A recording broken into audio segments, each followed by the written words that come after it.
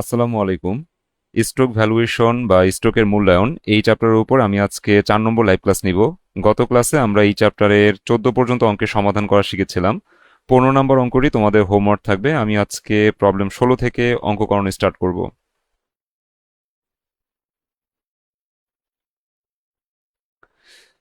ওকে, স্ক্রিনে আমরা 16 নম্বর অঙ্কটি দেখতে পাচ্ছি। এখানে বলা হয়েছে determine the price of A share of Euro Cola company. বলছে ইউরোকোলা কোম্পানির শেয়ারের প্রাইস নির্ণয় করো। তো যখনই কোনো শেয়ারের প্রাইস বের করতে বলবে তখন আমরা শেয়ারের বর্তমান মূল্যটা কত অর্থাৎ P0 কত সেটা নির্ণয় করব। হ্যাঁ, from the information given below, কিছু তথ্য নিচে দেওয়া আছে। সো আমরা দেখতে পাচ্ছি প্রশ্নের মধ্যে বলা আছে current dividend is given as টাকা 2। কারেন্ট ডিভিডেন্ড দেওয়া আছে 2 টাকা। সো কারেন্ট ডিভিডেন্ডকে আমরা D0 দ্বারা প্রকাশ করি। সো আমাদের প্রশ্নের মধ্যে D0 মান দেওয়া আছে 2 টাকা। Growth rate of dividend for first 4 years is 6%। প্রথম 4 বছরের জন্য গ্রোথ রেট হচ্ছে 6%। সো এটা হচ্ছে আমাদের প্রথম গ্রোথ রেট, যাকে আমরা G1 দ্বারা প্রকাশ করব। G1 এর মান হচ্ছে 6%। Growth rate of dividend for next 3 years is 10%। পরবর্তী 3 বছরের জন্য গ্রোথ রেট হচ্ছে 10%। এটা আমাদের দ্বিতীয় গ্রোথ রেট, যাকে আমরা G2 দ্বারা প্রকাশ করব। G2 এর মান হচ্ছে 10%।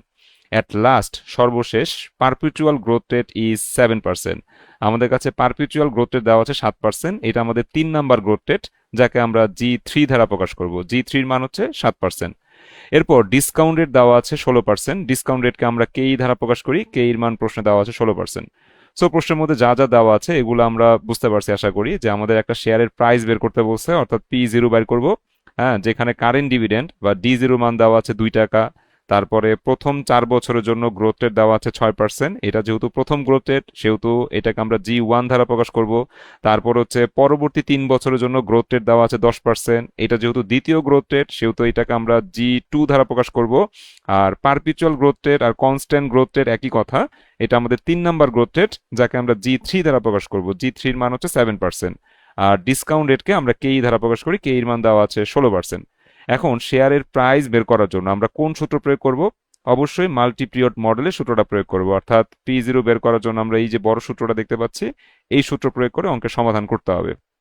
এখন কথা হচ্ছে এই অঙ্কটা তোমাদের হোমওয়ার্ক থাকবে। আমি একটু বলে দিই যে এই সূত্রটা বসানোর আগে আমরা কিছু প্রি ক্যালকুলেশন করি, অর্থাৎ হেয়ারের মধ্যে আমরা কিছু ডিভিডেন্ড বের করি। তো এই অঙ্কটা পড়ে তোমরা কি বুঝতে পারছো বলো তো? এখানে কয়টা ডিভিডেন্ড বের করতে হবে? আমরা যদি হচ্ছে P0 বের করতে চাই তাহলে কিছু প্রি ক্যালকুলেশন করতে হয়, অর্থাৎ আগে থেকে কিছু ক্যালকুলেশন করতে হয়। সেই ক্যালকুলেশনের মধ্যে আমরা দেখাই যে কিছু ডিভিডেন্ড বের করি। হ্যাঁ, এবং একটা প্রাইসও বের করি। তো কতগুলা ডিভিডেন্ড বের করতে হবে এবং কোন বছরের প্রাইস বের করতে হবে এটা কি বলতে পারবা? কতগুলা স্যার, ডিভিডেন্ড বের করতে 8টা হবে? ডিভিডেন্ড বের করতে পারবো। 8টা 8টা ডিভিডেন্ড বের করতে ডিভিডেন্ড হবে। এবং পি 7 নাম্বার সেভেন। বছরের প্রাইস বের করতে হবে, অর্থাৎ P7 বের করতে হবে। গুড। আচ্ছা, আমাদের প্রথম যে গ্রোথ রেটটা দেওয়া আছে আমি একটু দেখাই দিই। আমরা যখন হচ্ছে হেয়ারটা লিখবো আর কি, গিভেনের পর যখন আমরা হেয়ারটা লিখবো তখন 8টা ডিভিডেন্ড বের করতে হবে। কেন আমি সেটা বলে দিচ্ছি। আমাদের প্রথম যে গ্রোথ রেটটা আছে, ঠিক আছে, প্রথম যে গ্রোথ রেট আছে 6%, এটা কাজ করবে 4 বছর। তাহলে 4 বছরের জন্য 4টা ডিভিডেন্ড বের করতে হবে, অর্থাৎ D1 বের করতে হবে, D2 বের করতে হবে, D3 বের করতে হবে, D4 বের করতে হবে। তারপরে দ্বিতীয় যে গ্রোথ রেটটা আছে, দ্বিতীয় গ্রোথ রেট হচ্ছে 10%, যেটা কাজ করবে পরবর্তী 3 বছর। তার মানে এই 10% দিয়ে আমরা আরো 3টা ডিভিডেন্ড বের করব, অর্থাৎ D5 বের করতে হবে, D6 বের করতে হবে, D7 বের করতে হবে। ঠিক আছে, এগুলো কিন্তু আমরা G2 ইউজ করে বের করব। আর পারপিচুয়াল গ্রোথ রেট এটা হচ্ছে 7%। পারপিচুয়াল গ্রোথ রেট আর কনস্ট্যান্ট গ্রোথ রেট একই কথা, অর্থাৎ আজীবন কাজ করবে, সেই গ্রোথ রেট হচ্ছে 7%। সো আজীবন বললে আমরা 1 বছরের ডিভিডেন্ড বের করব, অর্থাৎ D8 বের করব। ঠিক আছে, D8 যখন বের করব তখন কিন্তু G3 এর সাহায্যে বের করতে হবে, অর্থাৎ প্রথম 4টা ডিভিডেন্ড বের করব। প্রথম 4টা ডিভিডেন্ড বের করব G1 এর সাহায্যে। তারপরে পরের 3টা ডিভিডেন্ড বের করব G2 এর সাহায্যে। আর শেষ ডিভিডেন্ডটা বের করব, অর্থাৎ D8 বের করব G3 এর সাহায্যে। তো ডিভিডেন্ড আমরা কয়টা বের করব? টোটাল 8টা বের করব। তাহলে 8 নাম্বার বছরের আগের বছর হচ্ছে 7 নাম্বার বছর। সো আমরা 7 নাম্বার বছরের প্রাইস বের করব, অর্থাৎ D7 বের করব। D7 বের করার সূত্র কিন্তু মুখস্থ রাখা যাবে না। হ্যাঁ, শেষ যে ডিভিডেন্ডটা আছে অর্থাৎ D8, এই D8 উপরে বসবে আর ভাগ করব KE মাইনাস শেষ গ্রোথ রেট। হ্যাঁ, আমরা এই সূত্র দিয়ে হচ্ছে P7টা বের করব।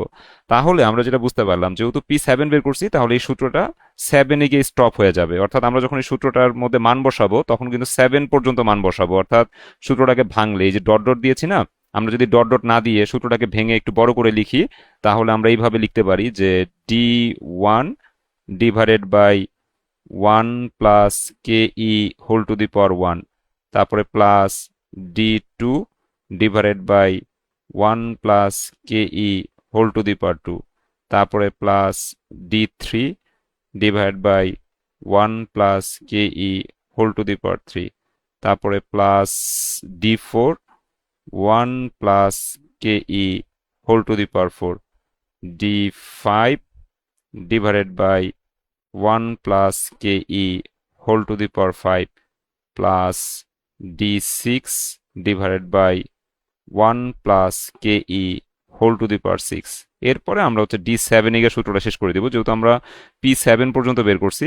সো আমাদের এই সূত্রটা ওই যে DN প্লাস PN লিখছি না, ওইটা 7 এ শেষ হবে, অর্থাৎ D7 plus P7 divide by 1 plus KE whole to the power 7।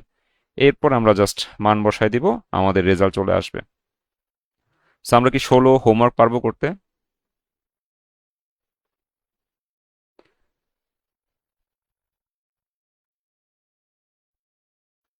ষোলো করে ফেলবা, ঠিক আছে? 16 হোমওয়ার্ক করবা, 15 হোমওয়ার্ক করবা। আমি 17 নম্বর অঙ্কটা করাই দিচ্ছি। আচ্ছা, স্ক্রিনে আমরা 17 নম্বর অঙ্কটা দেখতে পাচ্ছি। এখানে বলা হয়েছে a computer company is experiencing a period of rapid growth. Earnings and dividends are expected to grow at a rate of 20% during the next 2 years. আগামী 2 বছর পর্যন্ত গ্রোথ রেট দেওয়া আছে 20%। সো এটা যেহেতু প্রথম গ্রোথ রেট সেহেতু এটাকে আমরা G1 দ্বারা প্রকাশ করব। G1 এর মান হচ্ছে 20%। At 15% in the third year, তৃতীয় বছরের জন্য গ্রোথ রেট হচ্ছে 15%। এটা আমাদের দ্বিতীয় গ্রোথ রেট, যাকে আমরা G2 দ্বারা প্রকাশ করব। G2 এর মান হচ্ছে 15%। And at a constant growth rate 7%, এবং কনস্ট্যান্ট গ্রোথ রেট বা স্থির গ্রোথ রেট হচ্ছে 7%। এটা আমাদের তৃতীয় গ্রোথ রেট, সেহেতু এটাকে আমরা G3 দ্বারা প্রকাশ করব। প্রশ্নের মধ্যে কি কি আছে আরেকবার বলতেছি। বলছে যে computer company is experiencing A rapid growth. হ্যাঁ, মানে একটা কম্পিউটার কোম্পানি দ্রুত প্রবৃদ্ধি অর্জন করছে। তাদের আর্নিংস এবং ডিভিডেন্ডস আর expected to grow at a rate of 20% during the next 2 years. আগামী 2 বছর পর্যন্ত হ্যাঁ তাদের হচ্ছে আর্নিংস এবং ডিভিডেন্ড গ্রোথ রেট হচ্ছে কত পার্সেন্ট? 20%। তো ডিভিডেন্ড গ্রোথ রেট যেহেতু প্রথম হচ্ছে 20%, সেহেতু এটাকে আমরা G1 দ্বারা প্রকাশ করব। এরপরে 15% থার্ড ইয়ার। হ্যাঁ, যেহেতু দ্বিতীয় গ্রোথ রেট 15%, এটাকে আমরা G2 দ্বারা প্রকাশ করব। আর কনস্ট্যান্ট গ্রোথ রেট 7%, এটা যেহেতু তৃতীয় গ্রোথ রেট সেহেতু এটাকে আমরা G3 দ্বারা প্রকাশ করব। এখন বলছে যে দ্য কোম্পানিজ লাস্ট ডিভিডেন্ড ওয়াজ টাকা 22। আচ্ছা, last dividend, recent dividend, present dividend, current dividend এগুলো একই বিষয়, যাকে আমরা D0 দ্বারা প্রকাশ করব। সো আমাদের current dividend per share D0 মান দেওয়া আছে 22 টাকা।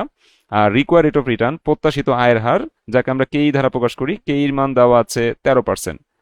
তো এই তথ্যগুলো আমার প্রশ্নে দেওয়া আছে। You are required to calculate value of stock today. স্টকের আজকের ভ্যালু বা আজকের মূল্য বের করতে বলছে। তো স্টকের আজকের মূল্য মানে আমাদের P0 বের করতে হবে। সো P0 রেজাল্ট আসবে 523.70। এটা তোমরা নিজেরা কমপ্লিট করবা, ঠিক আছে? আমাদের প্রশ্নের মধ্যে কি কি আছে আমি একটু বলে দিই। যে D0 মান গিভেনের মধ্যে লিখবা 22 টাকা, তারপরে G1 20%, G2 হচ্ছে 15%, G3 হচ্ছে 7%, আর KE এর মান হচ্ছে 13%। এরপরে হেয়ারের মধ্যে কিছু ডিভিডেন্ড বের করতে হবে। হেয়ারে কয়টা ডিভিডেন্ড বের করতে হবে? প্রথম গ্রোথ রেট 2 বছর কাজ করবে, সো 2টা ডিভিডেন্ড বের করতে হবে। দ্বিতীয় growth rate just third year কাজ করবে, সো এখানে একটা ডিভিডেন্ড বের করতে হবে। থার্ড ইয়ার মানে কিন্তু 1 বছর বোঝাচ্ছে। সো এখানে একটা ডিভিডেন্ড বের করবা, 3টা ডিভিডেন্ড হয়ে গেল। আর কনস্ট্যান্টের জন্য একটা, 4টা ডিভিডেন্ড বের করতে হবে। মানে আমরা যখন P0 বের করব তখন প্রি ক্যালকুলেশন হিসাবে আমরা হেয়ারের মধ্যে D1 বের করব, D2 বের করব, D3 বের করব, D4 বের করব। তাহলে P3 বের করে আমরা হচ্ছে P0টা বের করব, রেজাল্ট আসবে 523.70। ঠিক আছে? এখন আমাদের হচ্ছে নাম্বার রিকোয়ারমেন্ট তো পারবা, কারণ একই অঙ্ক তো বারবার করানো লাগবে না।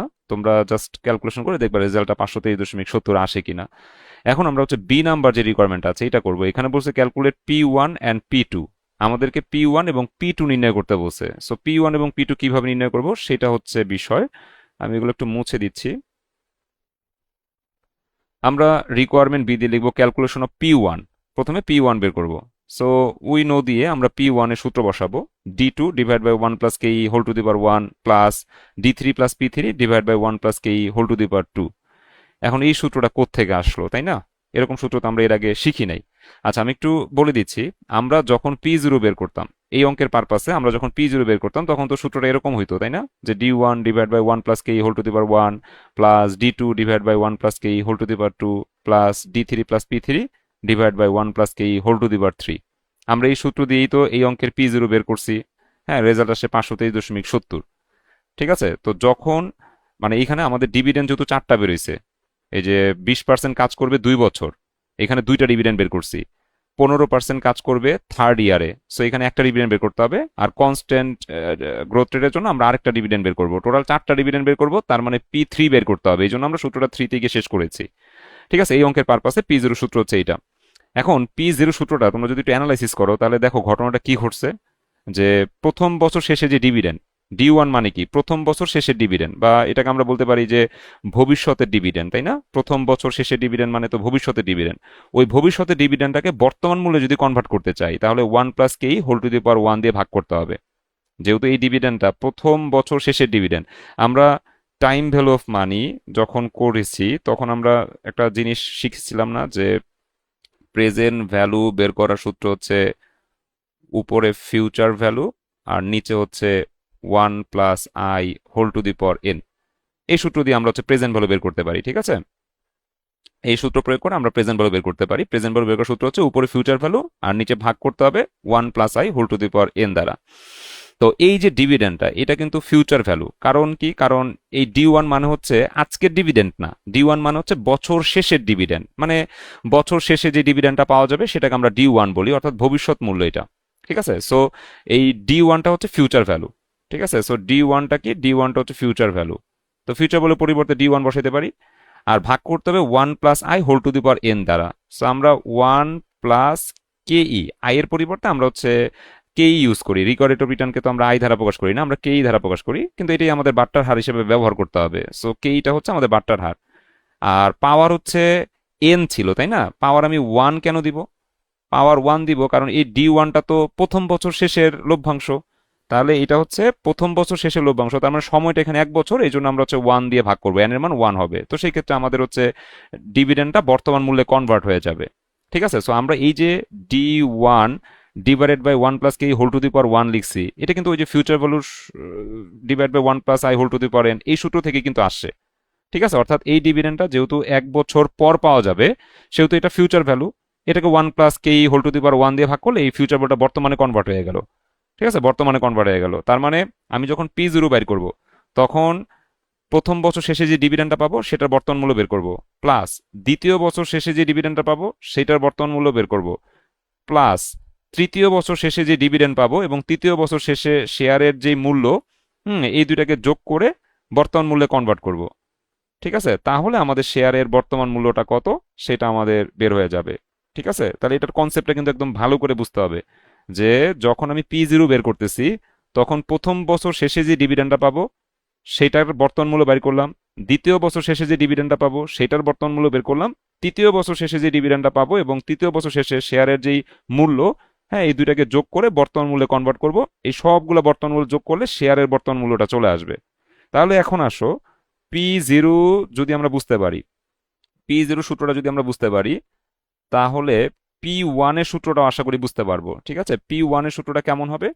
P1 এর সূত্রটা হবে এরকম, যে D2 divide by 1 plus K whole to the power 1 plus D3 plus P3 divide by 1 plus K whole to the power 2।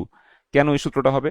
কারণ যখন আমরা P0 বের করছি তখন আমার সামনে ডিভিডেন্ড 3টা ছিল, প্রথম বছর শেষের ডিভিডেন্ড, দ্বিতীয় বছর শেষের ডিভিডেন্ড, তৃতীয় বছর শেষের ডিভিডেন্ড এবং তৃতীয় বছর শেষে শেয়ারের যে প্রাইস, আমরা এই সবগুলোকে বর্তমানে কনভার্ট করছি। কিন্তু যখন আমি P1 বের করব তখন কিন্তু আমার কাছে আর ওই D1টা নাই। এটা কিন্তু ধরো মানে সামনে কিন্তু আর D1টা নাই, সামনে হচ্ছে D2 আছে। P1 এর সামনে কে আছে? D2, মানে দুইটা ডিভিডেন্ড আছে, D2 আর D3। আর আছে P3। এদেরকে বর্তমান মূল্যে কনভার্ট করলে সেটা P1 এর মান চলে আসবে।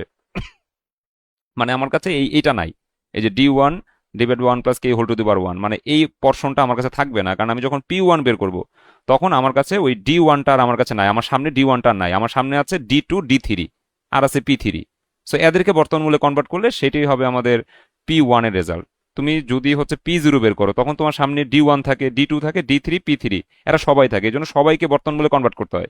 কিন্তু যখন তুমি P1 বের করবা তখন তোমার সামনে শুধু D2 আর D3 আছে, ঠিক আছে, আর P3 আছে। সো এদেরকে বর্তমান মূল্যে কনভার্ট করতে হবে, এই জন্য আমরা সূত্রটা ইউজ করেছি D2 divide by 1 plus K whole to the power 1 plus D3 plus P3 divide by 1 plus K whole to the power 2। এখন অনেকে প্রশ্ন করবে যে আমি কেন হচ্ছে এখানে 1 দিছি, এই জায়গায় তো 2 আছে, এখানে কেন 2 দিলাম, এখানে তো 3 আছে। আচ্ছা, বিষয়টা হচ্ছে আমি বলে দেই, যখন আমরা P1টা বের করব তখন আমার সামনে তো D2 আর D3 এবং P3 আছে, এদেরকে তো বর্তমানে কনভার্ট করতে হবে, তাই না? সো কনভার্ট করার জন্য, বর্তমানে কনভার্ট করার জন্য আমরা ওই যে এ ফিউচার ভ্যালুকে 1 plus I whole to the power n দিয়ে ভাগ করি। তো n মানে হচ্ছে সময়, তো P1 থেকে এই D2র সময় হচ্ছে 1 বছর, এই জন্য আমরা n এর মান 1 ইউজ করছি। আবার P1 থেকে ওই যে D3 প্লাস P3 এই সময়টা হচ্ছে 2 বছর, এই জন্য আমরা হচ্ছে 2 ইউজ করেছি। মানে আমাদের এই D2, ঠিক আছে, P1 থেকে D2র দূরত্ব কি 2 বছর না 1 বছর? 1 বছর। P1 থেকে D2র দূরত্ব হচ্ছে 1 বছর, এই জন্য আমরা হচ্ছে D2 কে যখন বর্তমানে কনভার্ট করবো তখন 1 plus K whole to the power 1 দিয়ে ভাগ করতে হবে।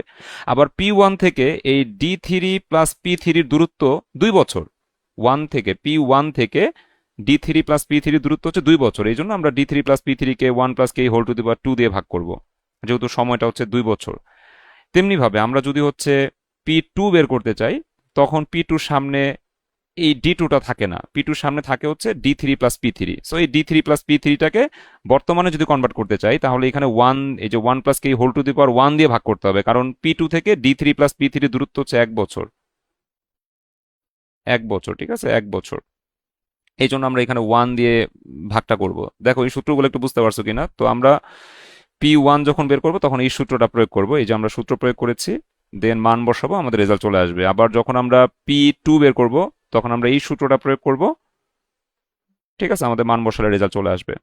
দেখো কার কি কোশ্চেন আছে করো, অনেক ক্রিটিক্যাল বিষয়, বাট যতটুকু সম্ভব ভালো করে বোঝানো দরকার বুঝাইছি। যদি কোনো কোশ্চেন থাকে আমাকে করতে পারো।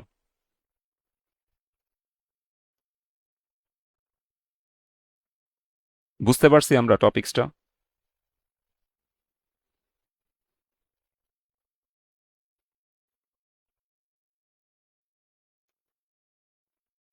আচ্ছা, আশা করি বুঝতে পারছো তোমরা। আমরা সি নাম্বার রিকোয়ারমেন্টে চলে যাই, ঠিক আছে। সি নাম্বার রিকোয়ারমেন্টে আমাদের ডিভিডেন্ড ইল্ড এবং ক্যাপিটাল গেইন বের করতে হবে ফর ইয়ার 1, 2, 3। সো ডিভিডেন্ড ইল্ডের সূত্র আছে, ক্যাপিটাল গেইনেরও সূত্র আছে, আমরা যা সূত্র অনুযায়ী মান বসালে আমাদের রেজাল্টগুলো চলে আসবে। আমরা রিকোয়ারমেন্ট সি দিয়ে লিখবো ক্যালকুলেশন অফ ডিভিডেন্ড ইল্ড, ব্র্যাকেটে লিখবো ডিওয়াই, এরপর ফর ফার্স্ট ইয়ার দিয়ে আমরা হচ্ছে DY1 বের করব, মানে প্রথম বছরের ডিভিডেন্ড ইল্ড, ঠিক আছে। ডিওয়াই পাশে 1 লিখলাম, মানে নিচে 1 লিখলাম, এটা হচ্ছে প্রথম বছরের ডিভিডেন্ড ইল্ড। এখন এই ডিভিডেন্ড ইল্ড বের করার সূত্র হচ্ছে D0 divide by P0 into 100। মানে যখন প্রথম বছরের আমরা ডিভিডেন্ড ইল্ড বের করব তখন D0 বাই P0 ইন্টু 100। যখন দ্বিতীয় বছরের ডিভিডেন্ড ইল্ড বের করব তখন D1 বাই P1 ইন্টু 100। যখন তৃতীয় বছরের ডিভিডেন্ড ইল্ড বের করব তখন D2 বাই P2 ইন্টু 100। এইভাবে আমরা হচ্ছে সূত্রগুলো বসাবো। তো এখানে মান বসাই দিও, আমাদের রেজাল্ট আসবে হচ্ছে 4.20%। দ্বিতীয় বছরের ডিভিডেন্ড ইল্ড অর্থাৎ DY2 আমরা যখন বের করবো সূত্র হবে D1 বাই P1 ইন্টু 100। আবার হচ্ছে তৃতীয় বছরে যখন ডিভিডেন্ড ইল্ড অর্থাৎ DY3 বের করব তখন D2 by P2 into 100। So এই মানগুলো তোমার কাছে অলরেডি আছে, D1 এর মান অলরেডি আছে, P1 এর মানও তোমার কাছে অলরেডি আছে, জাস্ট মান বসায় ভাগ করলা, রেজাল্ট চলে আসবে 100 গুণ করলে। আবার D2 মানও তোমার কাছে অলরেডি আছে, P2 মানও তোমার কাছে অলরেডি আছে। সো D2 কে P2 দিয়ে ভাগ করে 100 গুণ করবা, আমাদের DY3 চলে আসবে। সো এটা একটা স্ক্রিনশট নিয়ে রাখো তোমরা, কারেন্ট ডিভিডেন্ড ইল্ড অর্থাৎ ডিওয়াইটা বের করে ফেলবা ফার্স্ট ইয়ার, সেকেন্ড ইয়ার এবং থার্ড ইয়ারের জন্য। আর ক্যাপিটাল গেইন যখন বের করতে বলবে তখন আমরা হচ্ছে লিখবো calculation of capital gain. First ইয়ারের জন্য ক্যাপিটাল গেইন বের করার সূত্র হবে P1 minus P0 divide by P0 into 100। আমরা এই সূত্র প্রয়োগ করে ক্যাপিটাল গেইনটা বের করব। আবার সেকেন্ড ইয়ারের জন্য ক্যাপিটাল গেইন বের করার সূত্র হবে P2 minus P1 by P1 into 100। হ্যাঁ, জাস্ট মান বসালে আমাদের ক্যাপিটাল গেইন বের হবে। আর থার্ড ইয়ারের জন্য আমরা ক্যাপিটাল গেইন বের করব P3 minus P2 divide by P2 into 100। এই সূত্র প্রয়োগ করে আমরা ক্যাপিটাল গেইন বের করবো। এটা পার্সেন্টেজে আসবে, ঠিক আছে? যতগুলো সূত্রের মধ্যে 100 গুণ আছে সেগুলো পার্সেন্টেজে আসবে। মানে যখন তুমি ফার্স্ট ইয়ারের ক্যাপিটাল গেইন বের করবা তখন ওই P1 থেকে P0 বিয়োগ করবা এবং P0 দিয়ে ভাগ করবা। যখন সেকেন্ড ইয়ারের ক্যাপিটাল গেইন বের করবা তখন P2 থেকে তার আগের বছরের যে প্রাইস P1 বিয়োগ করে P1 দিয়ে ভাগ করবা।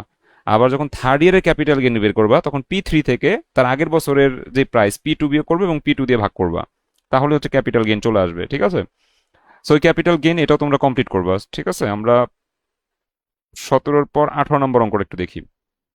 এটা আমাদের লাস্ট অঙ্ক আজকের। 18 নম্বর যে অঙ্কটা আছে এখানে বলছে XYZ limited presently page A dividend of টাকা 4.00 পার share on it's common stock. বলছে XYZ লিমিটেড শেয়ার প্রতি বর্তমানে 4 টাকা লভ্যাংশ পরিশোধ করে। সো এইটা হচ্ছে আমাদের বর্তমান লভ্যাংশ, যাকে আমরা D0 দ্বারা প্রকাশ করব, ঠিক আছে? D0-র মান হচ্ছে 4 টাকা। কারণ এই প্রেজেন্টলি পেইজ থাকলে আমরা বুঝতে পারি যে এটা হচ্ছে প্রেজেন্ট ডিভিডেন্ড পার শেয়ার অথবা কারেন্ট ডিভিডেন্ড পার শেয়ার, যাকে আমরা D0 দ্বারা প্রকাশ করব। তারপর বলছে it is expected to grow by 8% each year for the next 4 years. আগামী 4 বছর পর্যন্ত প্রত্যেক বছর আমাদের ডিভিডেন্ড 4% করে বৃদ্ধি পাবে। মানে গ্রোথ রেট হচ্ছে 4%, সরি 8%, ঠিক আছে? সো এটা হচ্ছে আমাদের প্রথম গ্রোথ রেট সম্ভবত, নাকি আর আছে কিছু? আচ্ছা, গ্রোথ রেট একটাই দেওয়া আছে, সো আমরা এটাকে জি দ্বারা প্রকাশ করি। জি এর মান হচ্ছে 8%। এখন বলা হয়েছে যে market price of the share is expected to be taka 60 at the end of 4 years. বলছে 4 নাম্বার বছর শেষে শেয়ারের এক্সপেক্টেড মার্কেট প্রাইস হচ্ছে 60 টাকা। সো এটাকে আমরা হচ্ছে P4 বলতে পারি। P4 এর মান প্রশ্নে দেওয়া আছে 60 টাকা। Assuming investors require rate of return 12%। বলছে কে এর মান হচ্ছে 12%। What price should the share of XYZ limited sell. বলছে XYZ লিমিটেডের শেয়ার কত দামে বিক্রি করা উচিত। অর্থাৎ আমরা P0 বাইর করব, হ্যাঁ, যেই P0টা বেরোবে সেই দামে শেয়ারটা বিক্রি করা উচিত, ওরকম একটা মন্তব্য আমরা করে দিব। তো পুরো অঙ্কের সামারিটা আমি আরেকবার একটু সংক্ষেপে বলে দিচ্ছি। আমাদের অঙ্কের মধ্যে বলছে XYZ limited presently page A dividend of টাকা 4.00 পার share on it's common stock. XYZ limited share প্রতি বর্তমানে লভ্যাংশ পরিশোধ করে 4 টাকা। সো এটা যেহেতু শেয়ার প্রতি বর্তমান লভ্যাংশ সেহেতু এটা হচ্ছে D0। তারপর বলছে it is expected to grow by 8% each year for the next 4 years. আগামী 4 বছর পর্যন্ত প্রত্যেক বছরের গ্রোথ রেট হচ্ছে 8%। সো এই 8% হচ্ছে জি এর মান, যেটা 4 বছর কাজ করবে। Market price of the share is expected to be taka 60 at the end of 4 years. 4 বছর শেষে শেয়ারের প্রত্যাশিত বাজার মূল্য হচ্ছে 60 টাকা। তো 4 বছর শেষের বাজার মূল্য তো P4, তাই না? 4 বছর শেষের বাজার মূল্যকে আমরা কি বলি? P4 বলি। তো P4 এর মান 60 টাকা দেওয়া আছে। রিকোয়ার রেট অফ রিটার্ন কে এর মান 12% দেওয়া আছে। এখন বলছে at what price should the share of XYZ limited sell. XYZ লিমিটেডের শেয়ার কত দামে বিক্রি করা উচিত। তার মানে বর্তমানে XYZ এর শেয়ার কত দামে বিক্রি করা উচিত। আমরা P0 বাইর করব, যেই দামটা বেরোবে সেই দামে শেয়ারটা বিক্রি করা উচিত, এরকম একটা মন্তব্য করে দিব। তো প্রশ্নের মধ্যে আমরা লিখবো যে current dividend per share D0 হচ্ছে 4 টাকা। এই যে current dividend per share D0 হচ্ছে 4 টাকা লিখলাম। তারপরে গ্রোথ রেট দেওয়া আছে 8%। এই যে আমরা লিখলাম growth rate for first 4 years, প্রথম 4 বছরের জন্য গ্রোথ রেট হচ্ছে 8%, ঠিক আছে, অর 0.08। তারপরে হচ্ছে market price at the end of 4 years, অর্থাৎ P4 দেওয়া আছে 60 টাকা। এই যে market price per share at the end of 4 years, P4 দেওয়া আছে 60 টাকা। রিকোয়ার রেট অফ রিটার্ন কে এর মান দেওয়া আছে 12% অর 0.12। আমাদের বের করতে হবে যে শেয়ারের বর্তমান মূল্যটা কত। লিখবো current price per share P0 সমান হোয়াট। এখন যেহেতু আমার কাছে একটা গ্রোথ রেট দেওয়া আছে, যেই গ্রোথ রেটটা কাজ করবে 4 বছর, ঠিক আছে, আমার কাছে একটা গ্রোথ রেট দেওয়া আছে, যে গ্রোথ রেটটা কাজ করবে 4 বছর। সো আমি 4 বছরের জন্য 4টা ডিভিডেন্ড হেয়ারে বের করব। এই যে আমরা 4 বছরের জন্য 4টা ডিভিডেন্ড বের করছি, D1 D2 D3 D4। এখন আমরা 4টা ডিভিডেন্ড বের করার পরে দেখতে পাচ্ছি যে আমার কাছে P4টা দেওয়া আছে। যদি P4 দেওয়া থাকে তাহলে সূত্রটা কিন্তু 4 পর্যন্ত এক্সপান্ড করতে হয়, এটা তো আমরা জানি। আমি যদি P4 বের করতাম তাহলে সূত্রটা 4 পর্যন্ত স্টার্ট করতাম। এখানে P4 যেহেতু দেওয়া আছে, আমার সূত্রটা 4 পর্যন্ত স্টার্ট করতে হবে। হ্যাঁ, 4 পর্যন্ত আমাদের মানে সূত্রটা 4 পর্যন্ত লিখতে হবে। যেহেতু আমার কাছে P4 দেওয়া আছে, সূত্রটা 4 পর্যন্ত গিয়ে শেষ করতে হবে। তো আমরা সূত্রটাকে সাজালাম যে P0 সমান হচ্ছে D1 divide by 1 plus K whole to the power 1 plus D2 divide by 1 plus K whole to the power 2 plus D3 divide by 1 plus K whole to the power 3 plus D4 plus P4 divide by 1 plus K whole to the power 4। 4 এ গিয়ে কেন শেষ করলাম, কারণ আমার অঙ্কে P4 দেওয়া আছে, এই জন্য সূত্রটা 4 পর্যন্ত নিয়ে শেষ করতে হবে। এরপরে মান বসা দিলে রেজাল্ট আসবে হচ্ছে 52.76, অর্থাৎ এই শেয়ারটার বর্তমান মূল্য হচ্ছে 52.76 টাকা। তো এই দামে এই শেয়ারটা বিক্রি করা উচিত। The share of XYZ limited should be sold at a price of টাকা 52.76 পার শেয়ার। ঠিক আছে, মানে XYZ লিমিটেডের শেয়ার, হ্যাঁ, প্রতি শেয়ার বিক্রি করা উচিত প্রতি শেয়ার 52.76 টাকায়। দেখো বুঝতে পারছো কিনা, কোনো কোশ্চেন থাকলে আমাকে করো। তোমাদের হোমওয়ার্ক থাকবে হচ্ছে 15 থেকে 18, এই 4টা অঙ্ক SW থাকবে। কারো কোনো কোশ্চেন আছে?